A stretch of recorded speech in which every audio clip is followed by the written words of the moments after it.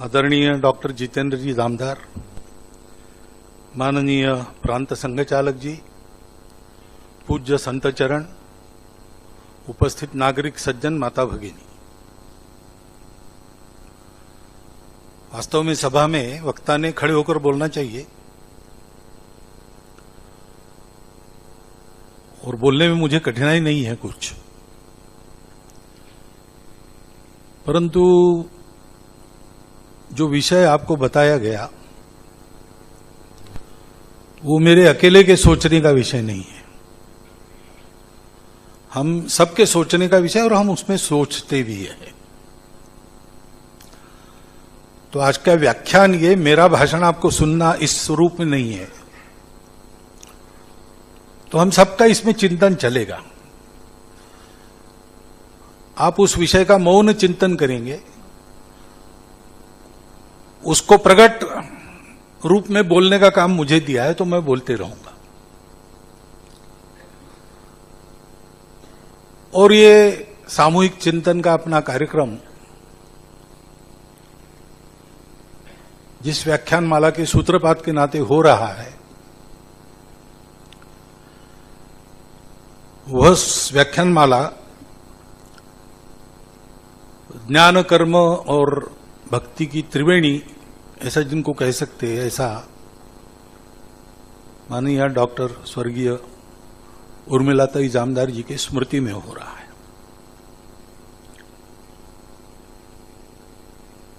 मैं उल्लेख इसलिए कर रहा हूं कि इस विषय से इन सब बातों का संबंध है। हमारे यहां हम स्मृति रखते हैं। हमने पाया है तो कृतज्ञता व्यक्त करते हैं। अपने सारे पर्व त्योहार सबको आप देखेंगे तो कृतज्ञता यापन उसका आधार स्वर है। गोवर्धन की पूजा करते हैं, नागपंचमी की पूजा करते हैं, कुछ न कुछ प्रसंग, कुछ न कुछ महापुरुष, हमारे जीवन को योगदान करने वाले किसी न किसी की स्मृति। तो जिन्होंने पाला पोसा बड़ा किया, वैचारिक अवदान दिया, सांस्कारिक अवदान दिया, उनके प्रति कृतज्ञता व्यक्त करना ही तो हमारा कर्तव्य बनता ही है। और सबसे अच्छी कृतज्ञता होती है कि जो वो कर गए वो आगे होता रहे, ऐसी व्यवस्था करना। इस दृष्टि से ये जो सोचा गया है वो बहुत औचित्यपूर्ण रीति से इसको किया है कि समाज में विचार जाए, समाज में संस्कार जाए, समाज की सेवा हो।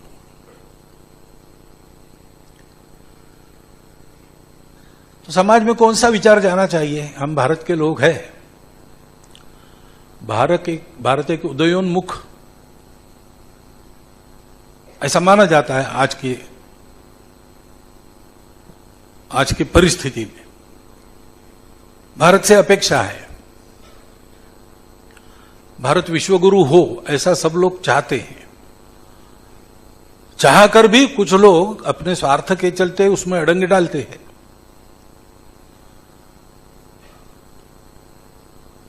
चाहकर भी न बोलने वाले भी है, परंतु चाहते सब है।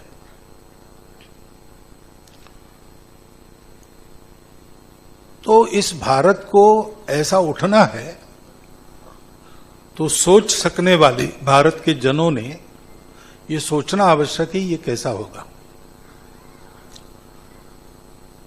और इसमें फिर आज के शीर्षक का संबंध आता है, विश्व कल्याण के लिए हिंदुत्व की प्रासंगिकता। तो आज का प्रसंग क्या है? उस प्रसंग में विश्व की जो स्थिति है,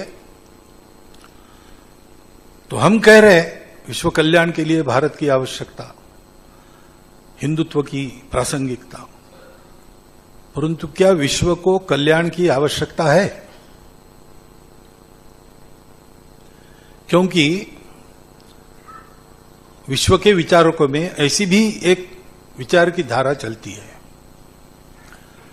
कि हम तो पहले से बहुत अच्छे समय में जी रहे, इतनी सारी बीमारियां थी, रोगराई थी, फटाफट लोग मरते थे, उपचार के लिए दवाइयां नहीं थी, ड्रग्स नहीं थे। आज जिनको हम सामान्य मानते हैं, टाइफाइड, कॉलरा, मलेरिया, वो आके करोड़ों लोगों को उठा के ले जाता था। आज एक से एक बीमारियों पर एक से एक इलाज भी है। विज्ञान के प्रयोग के कारण और कितनी भौतिक सुविधाएं हुई है, आराम बढ़ा है जीवन का, सुख सुविधा बढ़ी है। उस समय तीर्थ यात्रा पर लोग जाते थे, पैदल जाना पड़ता था, जंगलों में से, रास्ते नहीं थे, सब प्रकार का भय रास्ते में रहता था। इसलिए जाते समय पूरा गांव विदाई देता था, पता नहीं वापस आएंगे कि नहीं। और अगर वापस आते थे तो उस आनंद में पूरे गांव को भोजन दिया जाता था। मराठी में उसके लिए शब्द है मावंद, मावंद घालने, ऐसा बोलते थे। क्योंकि एक असंभव सी बात, इन्होंने यात्रा पूरी करके वापस भी आ गए सुरक्षित। आज कहां कहां की यात्राएं हम कर लेते हैं। मानस सरोवर में सन्यासी योगी ही पैदल जाकर आते थे, आज तो सब लोग जा रहे हैं, शौकिया भी जा रहे हैं।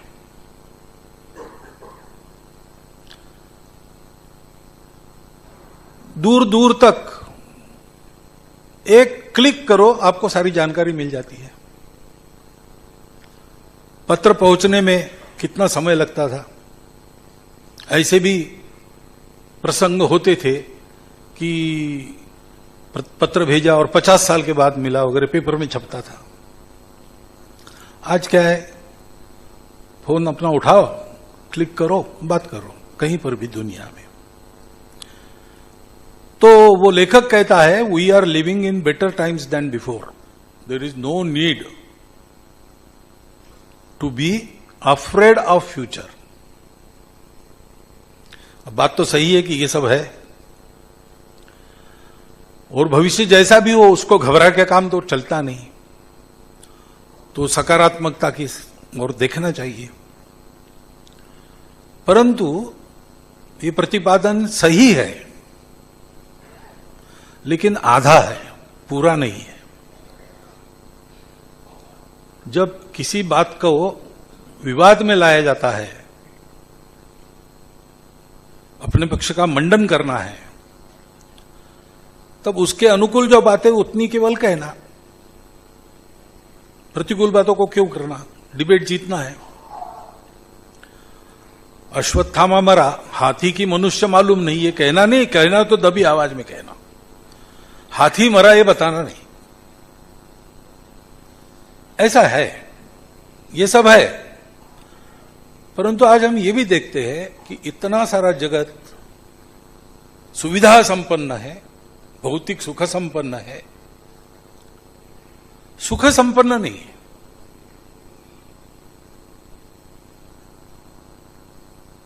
हम पर सब लोग मानते हैं कि तीसरे विश्व युद्ध का साया मंडरा रहा है।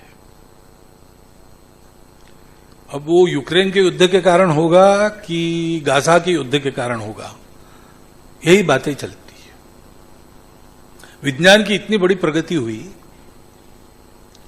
अभी तक देश के या दुनिया के गरीबों तक वो विज्ञान पहुंचा नहीं है, उसकी सुविधाएं पहुंची नहीं है। लेकिन दुनिया को जलाकर भस्म करने वाले अस्त्र सब जगह पहुंच गए हैं। किसी बीमारी की दवा देहात में या जंगलों में मिलेगी नहीं, लेकिन देशी कट्टा तो मिल ही जाता है।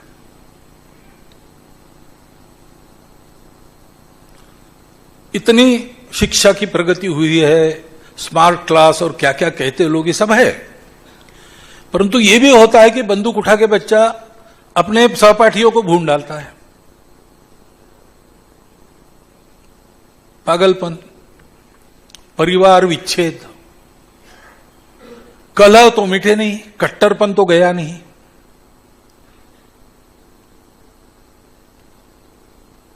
विश्व से गरीबी बेरोजगारी हट गई, ऐसा तो है नहीं। उल्टा जिस सृष्टि की छत्र छाया में हम सुखपूर्वक जीते थे और ऐसा मानते थे कि भरपूर है,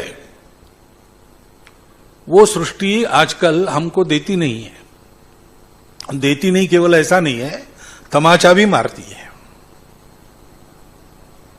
पर्यावरण की स्थिति जो है, सब चिंतित है। धरती खिसक जाती है पैरों तले की, अक्षरशः धरती फट जाती है, हिल जाती है। हवा, पानी, जमीन, सब कुछ इतना प्रदूषित हो गया है कि रोग का कारण बनता है। कितनी ही ऐसी बातें हम बता सकते हैं कि सुख के खोज में, सुख सुविधाओं में दुनिया इतनी आगे बढ़ गई। 2000 वर्षों में मनुष्य ने तो लगभग सृष्टि को जीत लिया। वो चंद्रमा पर भी जाता है, मंगल पर भी जाता है, वहां से पानी लाने की बात करता है, वहां जाकर बस्ती करने की बात करता है। वो कहता है कि डरो मत, पृथ्वी सब समाप्त हो गई तो हम चंद्रमा पर बस्ती करेंगे। लेकिन पृथ्वी समाप्त क्यों कर रहे हैं? चंद्रमा पर जाने की बारी क्यों आ रही है? इसको नहीं सोचता है। इतना सब हुआ है, परंतु इतना सब होने के बाद भी दुनिया में भय मिटा नहीं है, दुख मिटा नहीं है, कष्ट मिटे नहीं है। सपनों का स्वर्ग अगर कहीं है तो मुट्ठी भर लोगों के लिए है, सबके लिए नहीं है।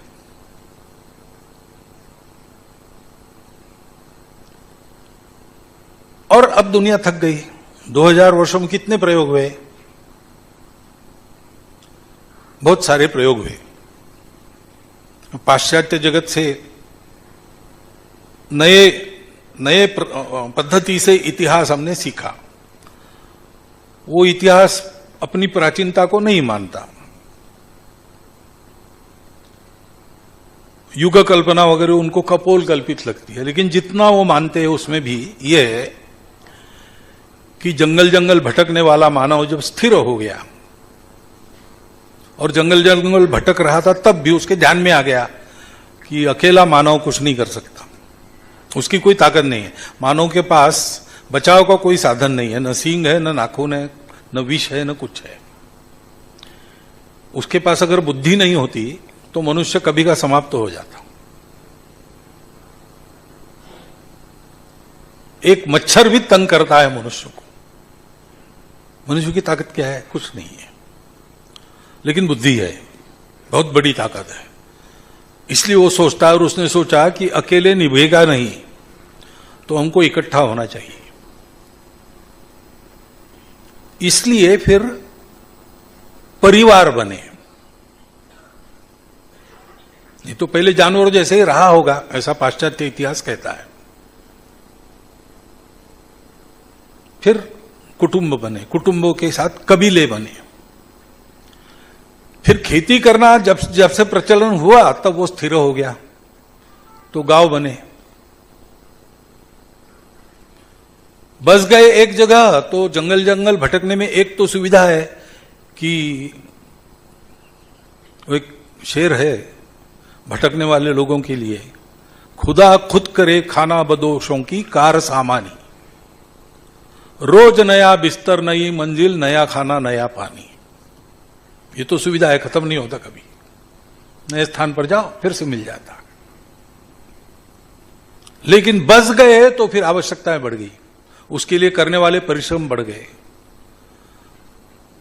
तो फिर लोगों ने सोचा कि हमको साथ रहना है और साथ ठीक से रहना है, तो एक नेतृत्व करने वाला चाहिए, कबीले का प्रमुख चाहिए।